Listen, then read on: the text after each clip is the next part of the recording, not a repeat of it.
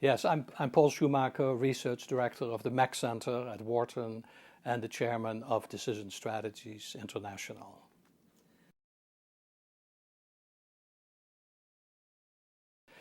Yes, that's a good question. Innovation, I think, has changed over the last few decades by broadening itself. We used to think more narrowly about product innovation, and I think there's many more dimensions now of innovation that are important: financial innovation, service innovation, infrastructure innovation, business model innovation, which I think is especially important because it can be very disruptive and create new economic growth, but also destroy. And even ecological innovation, trying to create the hydrogen economy, things of that kind. So I think a broadening of how we think about innovation, a spectrum, if you will, of innovation.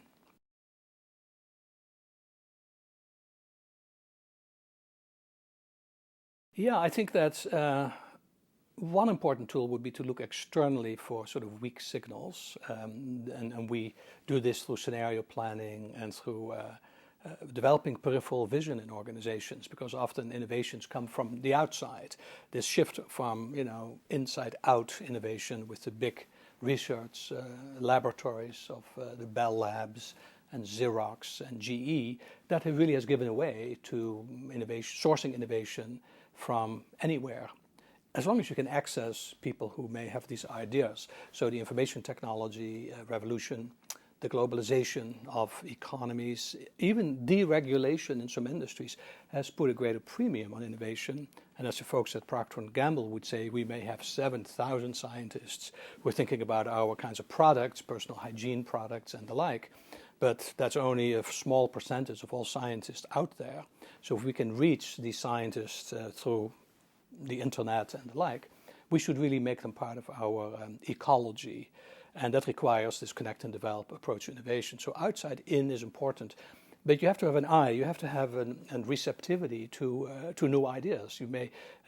Churchill put it well. He said, sometimes we stumble upon an idea, but we usually pick ourselves up and hurry about our business. So it stares you in the face that there is an opportunity. But if you don't have this prepared mind, the way Louis Pasteur talked about, the chance favoring the prepared mind. So tools like, as I said, peripheral vision, challenging your frames, developing an inquisitive culture in an organization where from the top down, people are very interested in asking questions and exploring things that are unexpected. So if the CEO never goes around and says to folks anything, if they only talk about, are you meeting your numbers, are we on schedule, on budget, that's not an inquisitive culture. An inquisitive culture would be for the leaders to say to people as part of their performance reviews or just as part of a strategy process, what have you encountered in the last month or so that puzzles you? What keeps you awake at night? What do you think is, promising or dangerous for us? And if you don't give permission as a leader to have those conversations by asking those questions, I'm not sure you can really foster a culture of being inquisitive.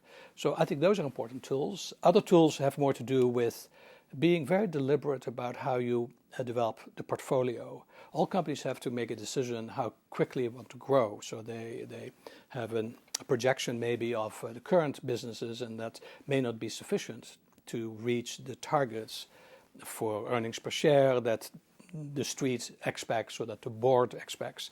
And so most companies have a growth gap. And how you fill that gap in, whether you are thinking of radical innovation ideas or more incremental innovation ideas, starts with appreciating how big that gap is. But then to be more deliberate about how you have strategic growth options in different quadrants of this portfolio map. And this portfolio map could be created by looking at market uncertainty. Are you getting into markets that you know little about, such as emerging markets, maybe for some of the developed company players. But also the other axis dimension could be product and technology innovation. Are you staying close to home or not? The key is, I think, to have interesting growth options throughout that whole matrix, and how much you push towards the northeast, where you have these high payoff, high risk projects. That depends on the growth gap. So I think we have a more sophisticated way of doing that. And related to that is, how do we value growth options or innovations? Do we look at it through the lens of net present value? in which case you can only really discount foreseeable earnings that may be thrown off by this investment? Or do you really reframe innovations as buying call options on the future, and so you can pull these options if it turns out to be not so promising, and you haven't spent everything, you haven't bet the farm. And I think that just as in finance, there's a difference between a net present value calculation and a Black-Scholes calculation for an option. You need the equivalent within the innovation domain to have real option valuations, and it wouldn't then be Black-Scholes because these are not traded options out there in the marketplace which you could arbitrage or have markets for. These options reside within a company. So then you need to have kind of good scenarios and good decision tree analysis to put a value on this.